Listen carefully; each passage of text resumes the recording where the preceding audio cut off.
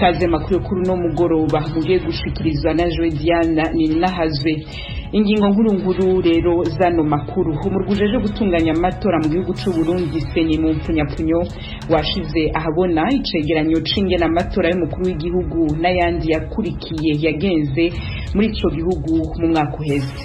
Turemeza tutajya umunwa n'ijwi rirenga kw'amatora ya 2020 yagenze neza cyane. Uyu ni Pierre Claver Kazihise arongoye umurwiseni ujeje gutegura amatora mu gihugu cy'u Burundi. Mu mugambi FNL waronse ikibanza ca kabiri muri ayo matora bo babandanya kwemeza ko yaranzwe n'utunenge tutari duke. U Rwanda rwishuye bamwe mu bashinga amateka n'abakenguza amateka b'Amerika basaba irekurwa rya Paul Rusesabagina ruvuga ko ivyo basaba binyuranye n'amategeko. Mwageze hirya nino kw'isi itegeko rishasha ry'Ubushinwa ryemerera abasirikare b'ico gihugu kurasa ubwato bw'ibindi bihugu riteye impungenge abakurikiranira hagufi politike y'amakungu. Aya makuru yose arimo nayo ubutungane bwa Uganda bwahanye abasirikare bakubise amenyesha makuru turarambura mu kanyisase mube hagufi y'amaradiyo yanyu kandi musanzwe ikaze.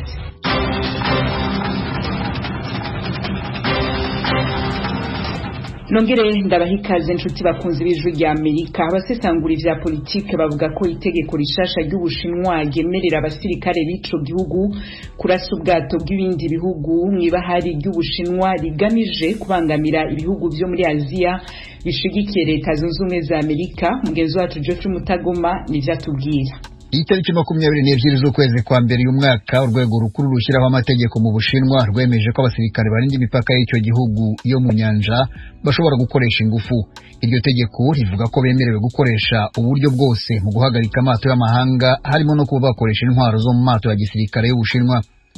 Ubushinwa bufite ubwato bugera kuri 200 ku mupaka wabwo mu mazi. Ubwo bwato buhura n'ubw'ibindi bihugu nka Malaysia, Philippines na Vietnam nabyo bivuga ko bifite uburenganzira ku nyanja mu majyepfo y'Ubushinwa ihera Hong Kong ikagera muri Indonesia y'epfo. Leta zunze ubumwe za Amerika ikunda kunyuza ubwato bwa gisirikare muri ayo mazi mu birometero 3.5 uvuye hari umupaka w'Ubushinwa mu rwego rwo kwihaniza Ubushinwa no kubwereka ko bishyigikiye ibyo bihugu byo muri Aziya y'epfo bivuga ko bifite uburenganzira bumwe n'ubw'Ubushinwa kuri iyo nyanja. Ubushinwa bwo buvuga ko bwihariye 90% by'iyo nyanja, ariko ibindi bihugu bikabibona nko kurenga ku mategeko mpuzamahanga agenga imipaka yo mu mazi. Ibihugu bitatu byo muri Aziya y'epfo ndetse na Taiwan na Brunei bidakunze kuvuga byinshi byanga Ubushinwa kubera gahunda yabwo yo gushaka kwigarurira ku karere cyane cyane mu birwa bya Paracel na Spratly. Ubushinwa bushyigikiwe n'ingabo zikomeye kurusha izindi muri Aziya zikabiza gatatu mu gukomera ku isi bwubatse ku turwa duto ibihugu byo mu majyepfo ya Aziya byemeza ko ari ubutaka bwabyo. Hafi y'utwo turwa hazwiho kugira umusaruro mwinshi w'amafi ku barobyi no ku bucukuzi bwa peteroli yo munsi y'inyanja. Geoffrey Mutagoma urakoza. Hamwe leta zunze ubumwe za Amerika umushikiranganje ajeje ubutungane yashikirije sentare ikirego ku bantu batatu bo mu gihugu ca Korea ya ruguru bagirizwa kwiba amamiliyari y'amadolari bakoresheje ubuhinga bwa none. Thomas Kamirindi tubandaniriza ino nkuru waduteguriye. Umushinjacyaha yatanze ikirego mu rukiko rwo ku rwego rw'igihugu ruri mu mujyi wa Los Angeles muri leta ya California mu burengerazuba bwa leta zunze ubumwe za Amerika. Abo akurikiranye bitwa Yon Shang-yok w'imyaka 31 y'amavuko, Kim Il w'imyaka 27 na Park Jin-hyuk w'imyaka 36. Yemeza ko bakorera inzego z'ubutasi z'igisirikari cya Korea ya ruguru. Ikirego gisobanura ko aba bagabo batatu bibiye leta yabo muri rusange akayabo k'amadolari miliyari 1 na miliyoni 300 ku isi yose mu rwego rwo kunyura ku ruhande ibihano bikaza umuryango w'abibumbye wafatiye Korea ya ruguru byatumye isanduku y'imari yayo ishirirwa. Muyo bibye harimo miliyoni 81 bakuye muri banki nkuru y'igihugu cya Bangladesh kiri ku mugabane wa Aziya y'amajyepfo mu 2016. Banyereje andi mamiliyoni mu 2018 mu bihugu bitandukanye nka Leta Zunze Ubumwe za Amerika, Pakistani, Slovenia, Indonesia n'ibindi. Umushinjacyaha asobanura ko Yon Shang-yok, Kim Il na Park Yim-hyok aribo bajura b'imari ba mbere bakomeye ku isi yose, ariko ikibazo ni ukumenya uko bazatabwa muri yombi. Thomas Kamirindi na wewe urakinuye. Leta zunze ubumwe z'Abarabu zabomaguye bimwe mu birindiro zavyo ziri muri Eritrea. Geoffrey Mutagoma aragarutse. Igerura mu birindiro by'izo ngabo ryatangajwe n'ibiro ntaramakuru by'Abanyamerika bimaze kubona no kugenzura amafoto yafashwe n'ibyogajuru. Mu mwaka wa 2015 leta z'ubumwe bw'Abarabu zari zashora amadolari abarirwa muri za miliyoni mu kubaka icyambu n'ikibuga cy'indege ahitwa Asab muri Eritrea mu birometero 70 uvuye Yemen. Zabikoreshaga kwinjiza muri Yemen intwaro ziremereye n'abasirikare bavuye muri Sudan bashyigikiye Arabia Saudite n'ihuriro yariyoboye mu ntambara ryarwanaga n'inyeshyamba z'abahuti zishyigikiwe na Iran.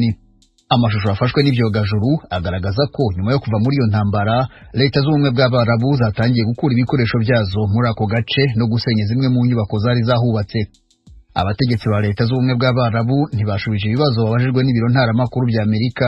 Eritrea yari yarakodesheje leta z'ubumwe bw'Abarabu aho hantu ngo zihakorera imyaka 30, nayo ntiyabishubije. Byabajijwe ambasade yayo iri Washington DC.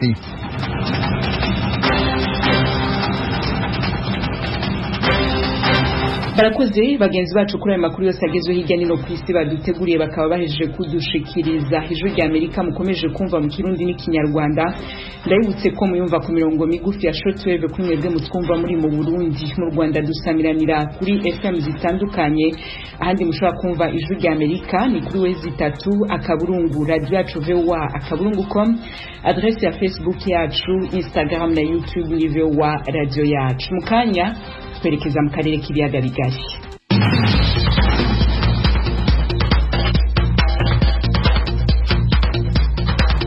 Amakuru mu karere k'ibiyaga bigari turahere mu gihugu c'u Burundi aho mu rwujeje gutunganya amatora Seni washize habona icegeranyo c'ingena amatora y'umukuru w'igihugu n'ayandi yakurikiye yagenze mu mwaka uheze.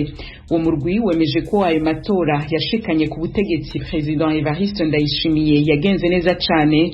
Mu mugambwe Senel watahukanye ikibanza ca kabiri ukabutabwa rumwe n'ubutegetsi bw'ico gihugu, n'ubu bo baracemanga ko ayo matora yaranzwe n'utunenge twinshi. Ibindi na mugenzi wacu Pierre Claver niyo nkuru ari Kigali mu Rwanda. Turemeza tutajya umunwa n'ijwi rirenga kw'amatora ya 2020 yagenze neza cyane. Uyu ni Pierre Claver Kazihise arongoye umugwiseni utegura amatora mu Burundi, ariko arashikiriza icegeranyo c'ingena amatora yabaye ku mwaka uheze yagenze. Kazihise yemeje ko ayo matora yagenze neza mu mahoro n'umutekano. Noneho akuzuye ntikamurikwa. Umukuru w'igihugu arahangamye. Inama nshinga amateka na nkenguza amateka zirasasa.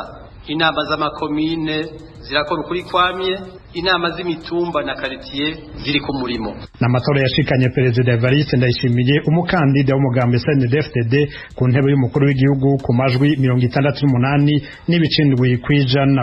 Umugwiseni watangaje ko icyatumye amatora agenda neza ari inyigisho zatanzwe mu gihugu zerekeye ingene abanyagihugu bakwiye kwigenza mu bihe vy'amatora.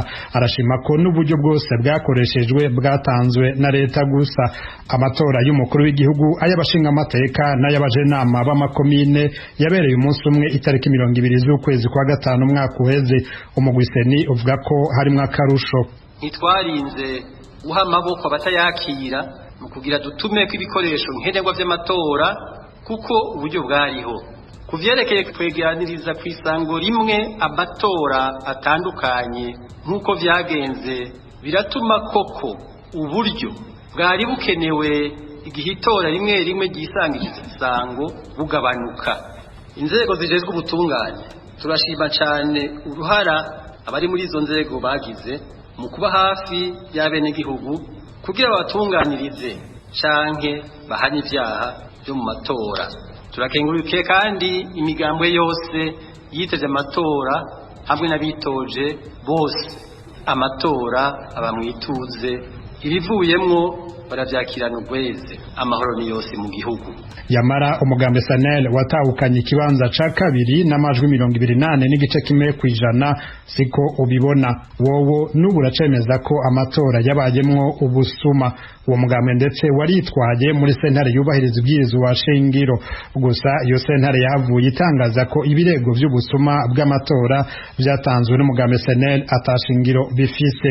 Kuri uyu wa kane icegeranyo ca nyuma c'ayo matora kimaze kuja habona, ijwi ry'Amerika ryashatse kumenya ico uwo mugambwe ubivuga ko. Umuvugizi wawo Terence Manirambona nta kinini yashatse gushikiriza.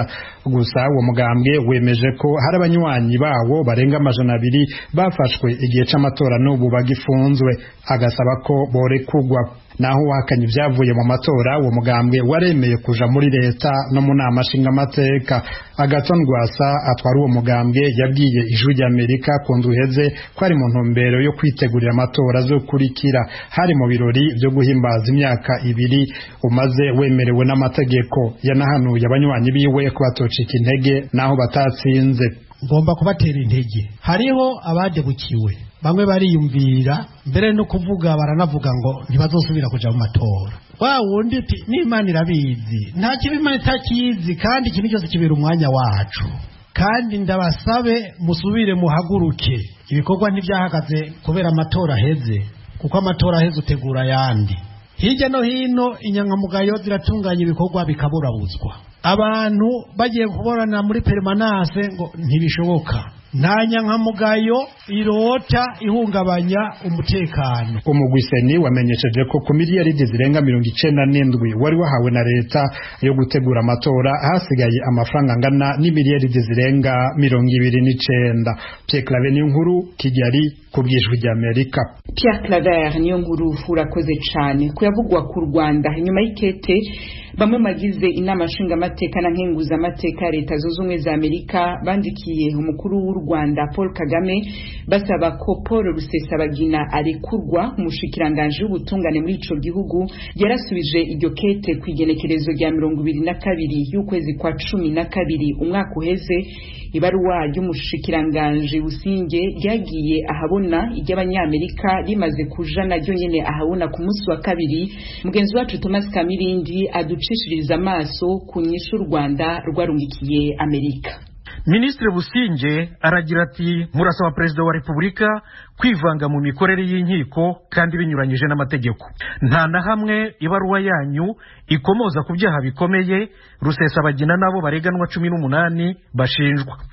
Mu bitero bitatu bitandukanye mu bihumbi 2018 umutwe wa gisirikari w'ishyaka rya Rusesabagina wisha abasivili 9 urasahura uranatwika. Rusesabagina yarabyiyemereye muri video yashyize ku mbuga nkoranyambaga mu kwezi kwa 12 mu bihumbi 2018. Minisitiri Businge arakomeza muri iyi baruwa ati ntaho ifatwa rya Rusesabagina rinyuranyije n'amategeko nk'uko urwego rw'igihugu rushinzwe ubugenzacyaha RIB rubibona. Rwakurikije impapuro zo kumuta muri yombi zari zimaze igihe. Iyi ni inzira y'amategeko yemewe mu rwego mpuzamahanga harimo na Leta Zunze Ubumwe za Amerika. Minisitiri Businge agaragaza ko Rusesabagina nk'undi muturage wese afite uburenganzira ku butabera butabogamye kandi bunyuze mu nzira z'umucyo. Aragira ati nshimishijwe nuko Leta Zunze Ubumwe za Amerika ibikurikirira hafi. Nejejwe kandi nuko ikigo cy'urugaga rw'abavoka bo muri Amerika kigenzura uburenganzira bwa muntu Center for Human Rights of the American Bar Association n'umuryango uharanira ubutabera The Clooney Foundation for Justice basabye kuza gukurikirana urubanza rwa Rusesabagina. Tubahaye ikaze mu rwego rw'amabwiriza y'urukiko agenewe indorerezi zose zibishaka. Abadiplomate batandukanye barimo n'aba Leta Zunze Ubumwe za Amerika bakurikiranye inzira zose z'ibanze z'urubanza, bafite uburenganzira bwo gukomeza kurukurikirana. Minisitiri w'ubutabera w'u Rwanda arakomeza ati kubera ko Rusesabagina afite ubwene gihugu bubiri bw'u Rwanda n'Ububirigi, abadiplomate b'Ababirigi bamusura buri gihe cyose babisabiye. N'umudiplomate wa Amerika nawe yamusuye igihe yabisabye. nta kibazo ubuzima bwa Rusesabagina bufite, kandi abashinzwe iby'ubuzima muri gereza afungiyemo bahora bakora uko bikwiye kugira ngo avurwe igihe cyose abikeneye. Avugana kenshi n'umuryango we, afite kandi abamwunganira mu by'amategeko yihitiyemo. Ndibwira ko muha agaciro ubuzima bw'abanyarwanda bose kimwe, kandi ko mutagamije kwimika umuco wo kudahana ku byaha biremereye nk'ibyo Rusesabagina ashinjwa. Igikuru ni ukureka ubutabera bugakomeza akazi kabwo mu nyungu z'umubano wa Leta Zunze Ubumwe za Amerika n'u Rwanda.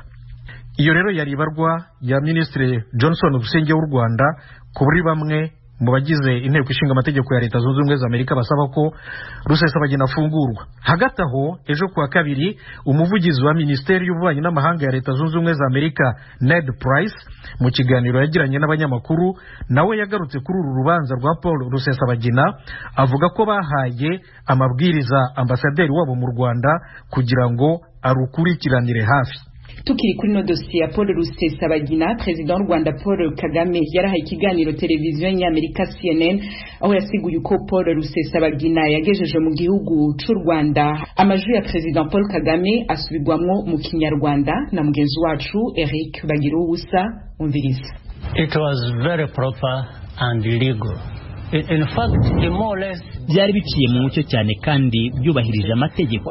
Mu by'ukuri yarizanye ubwe igihe yari mu bitari byo, ariko yaranakomeje muri urwo rugendo rwo gukora ibintu bibi cyahoze akora mu bihe byashize. Rero yaragiye mu Burundi, ntabwo yaragiye i Dubai nk'uko bamwe mu bantu babivuga. Dubai yarahanyuze gusa nk'uko Chicago yahanyuze. Yaravuye muri Leta Zunze Ubumwe za Amerika. Kwisanga i Kigali. Well, I don't mind what he expected. If he expected to go to Burundi to connect with the people he has been working with or leading. Nitaye ku cyo yari yiteze. Niba yari yiteze kujya i Burundi guhura n'abantu bakoranaga cyangwa yayoboraga mu guhungabanya igihugu cyacu, ni iki mugomba cyangwa undi muntu? Oya kumuzana cyangwa kumuyobora akazi Kigali kuvuga ko binyuranije n'amategeko ni ibintu bihabanye cyane bidasubirwaho. Noneho kuri we yakoranaga n'umuntu ukomoka mu Burundi, sibyo? Mu mugambi umwe wo guhungabanya igihugu cyacu. Uwo muntu nyine yafashe icyemezo cyo kumuyobora i Kigali, umuntu bakoranaga yizeraga, kandi leta yakoranaga n'uwo muntu yizeraga. Ni gute leta yabazwa iby'icyo gikorwa? How does government become culpable for that operation? All those concerns can't be further from the truth. Ibyo byose ntibigomba kujya kure y'ukuri. Cyambere, Rusesabagina ni umuturage w'iki gihugu, wakoze ibintu biteye ubwoba, yakoze ibyaha. Numvise ko afite ubwene bw'igihugu bw'ibindi bihugu. Ibyo nta kibazo, nta n'ikibazo mbifiteho. Ariko hagati aho arareganwa n'abandi bantu. Ntabwo ari wenyine kuri aho ngaho agomba kuburanishwa. Ibyo nabyo nibigomba kurebwaho. Ibyo rero kuvuga ngo agomba gufatwa wenyine, agafatwa mu buryo budasanzwe, ibyo ntibizakora. Ikibazo kiri mu rukiko kuri abo bose bagiye kuburanishwa, kandi ni ngombwa ko haba ubutabera buboneye. So the case is going to court, all these people being tried, and it is important that there is a fair trial.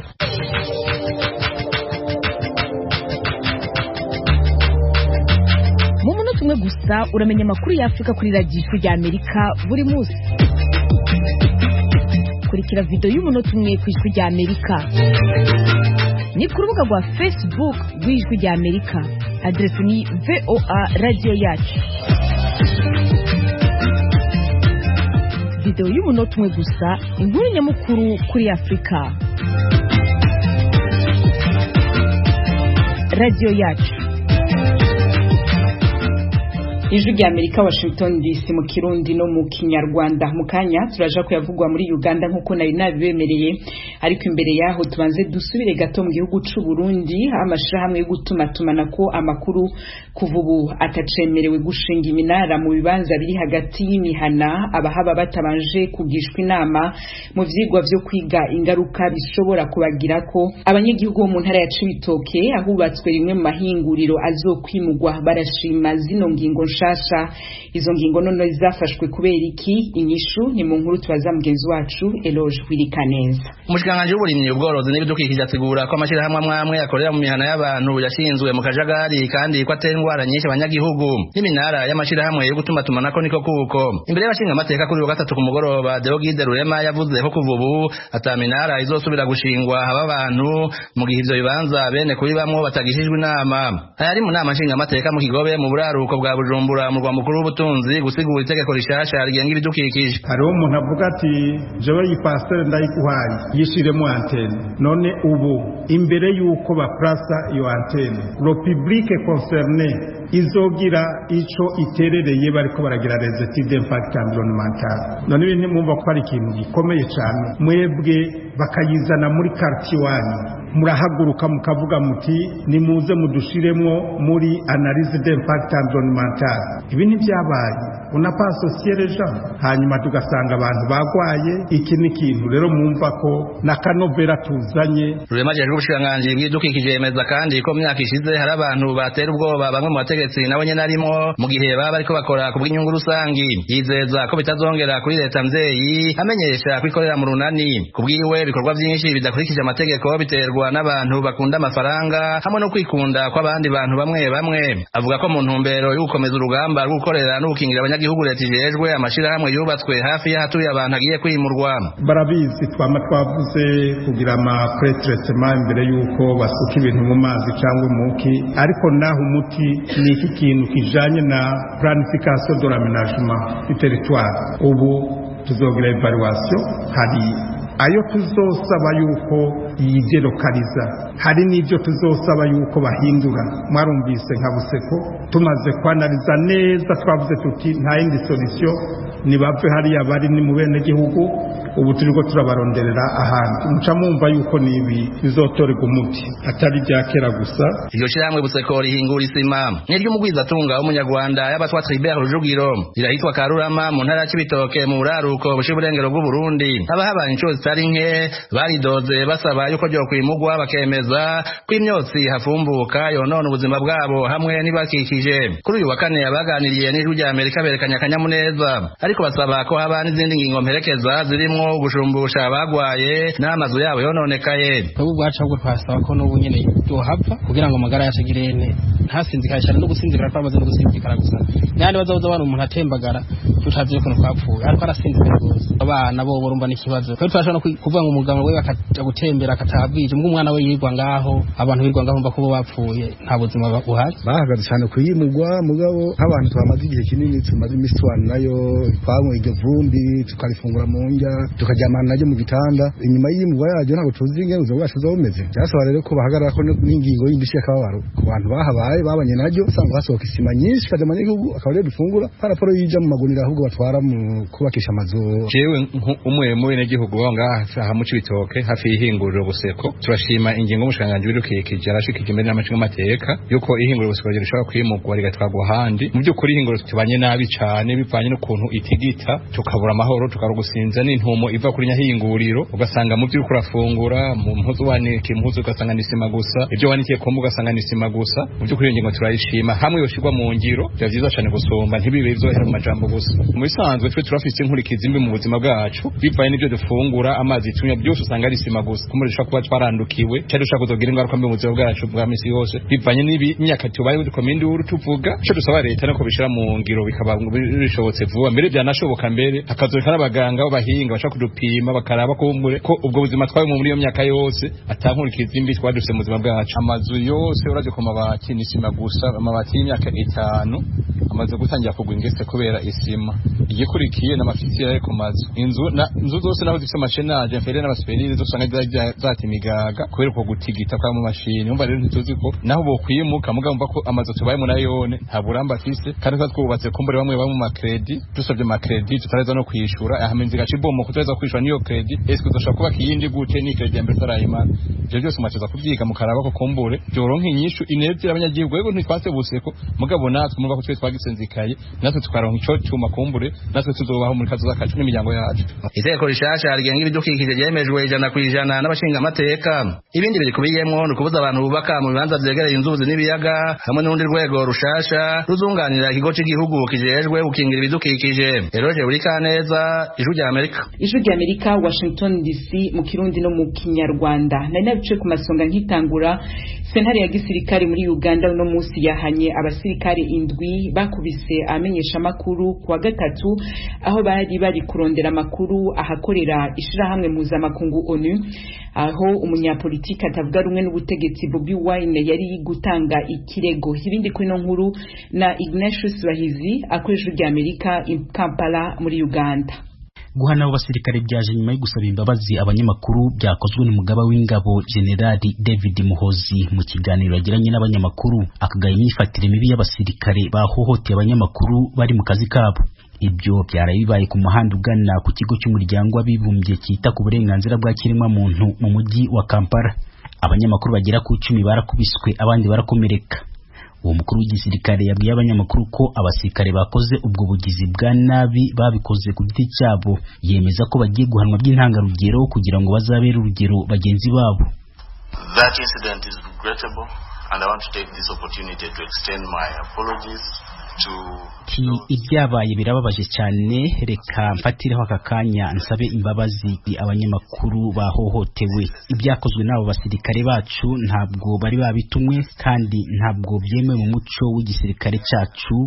Igisirikare cya UPDF kizi neza inyungu iri mu bufatanye bwacu hamwe n'abanyamakuru. Ntabwo ari twe rero dushobora kubangamira abanyamakuru mu buryo bunyuranyije n'amategeko. In an illegitimate way. Umugaba w'ingabo yanavuze ko hagiye kubaho inama n'amashirahamwe y'abanyamakuru mu gihugu hamwe n'inzego zishinzwe umutekano kugira ngo bashakire hamwe uburyo impande zombi zakora akazi zidashamiranye. Nyuma y'amasaha make umukuru w'igisirikare amaze kuvugana n'abanyamakuru, urukiko rw'ibanze rwa gisirikare rwahise ruburanisha abo basirikare 7 barashinjwa ibyaha birimo imyifatire mibi inyuranyije n'umuco hamwe n'amahame b'igisirikare cya Uganda. Abo basirikare uko ari 7 bakatiwe ibihano byo gufungwa hagati y'ukwezi kumwe n'amezi 3. Umukuru w'urukiko rwa gisirikare Lieutenant Colonel Guy Mpandwa yavuze ko ibi bihano bigomba kwibutsa abasirikare bose ko bakwiye kwifata neza mu kazi kabo no kubahiriza uburenganzira bwa kiremwa muntu buri gihe bari ku kazi. Nyamara ariko ishyirahamwe ry'abanyamakuru mu gihugu rivuga ko bimaze kuba ibintu bisanzwe ko inzego zishinzwe umutekano zihonyora uburenganzira bw'abanyamakuru nyuma zigasaba imbabazi ariko ntihagire igihinduka. Basabye ko hafatwa izindi ngamba zizatuma leta ihagarika burundu ibikorwa by'abashinzwe umutekano ku banyamakuru, nk'uko bwana Steven Ouma Bwire umunyamabanga w'umuryango w'abanyamakuru Uganda Journalists Union yatangarije Ijwi rya Amerika. We think that these actions are only aimed at intimidating the journalists. Ati twibaza ko ibi bikorwa by'abasirikare bigendereye gutinyisha abanyamakuru no kuburizamo ubwisanzure bw'itangazamakuru muri iki gihugu. Igisirikare cyasabye imbabazi ariko icyo ntacyo bitanga kuko ni ibisanzwe. Basaba imbabazi buri gihe ariko ntihagire igihinduka. Twe nk'ishyirahamwe turateganya gusaba abanyamakuru bose guhagarika gutara amakuru y'ibikorwa bya leta byose kugeza ubwo leta ishizeho uburyo bwo kurinda abanyamakuru bidasubirwaho no kubacungira umutekano. Bamwe mu bashinzwe umutekano mu gihugu badushiraho iterabwoba ryinshi bavuga ko twabaye abavugizi b'abatavuga rumwe n'ubutegetsi, ariko ntabwo ariko bimeze. Twe nk'abanyamakuru reka tubibutse ko icyo dushinzwe ari ugutara amakuru ayo ariyo yose tudafite uruhande tubogamiye. Ishyirahamwe ry'abanyamakuru muri Afurika naryo ryunganiye iryo muri Uganda mu kwamagana ibikorwa byo guhohotera abanyamakuru bari ku kazi kabo. Mu itangazo basohoye basabye Perezida Museveni guhagarika ibikorwa byose byo kubangamira uburenganzira bwa kiremwa muntu muri Uganda hamwe n'ubw'abanyamakuru byatangiye kugaragara cyane mu matora aherutse mu gihugu. Basabye leta kubahiriza amategeko ya Uganda arengera ubwisanzure bw'itangazamakuru. Nibutse ko atari ubwa mbere uburenganzira bw'abanyamakuru buhohotewe mu gihugu. Uganda yari isanzwe izwi nka kimwe mu bihugu bya mbere mu korohereza akazi abanyamakuru no gukorera mu bwisanzure muri Afurika, ariko ibimaze iminsi biba bitanga ishusho y'uko abanyamakuru mu gihugu babangamiwe cyane. Ignatius Bahizi, Ijwi rya Amerika, Uganda. Ignatius Bahizi arakoze akanya ngo duce dusozera amakuru twari tubafitiye muri kano kanya. Dushimira abagize uruhara bose ngo ategurwe yongera abashikire kuri mikro. Mwari kumwe na Joe Diane Ninahazwe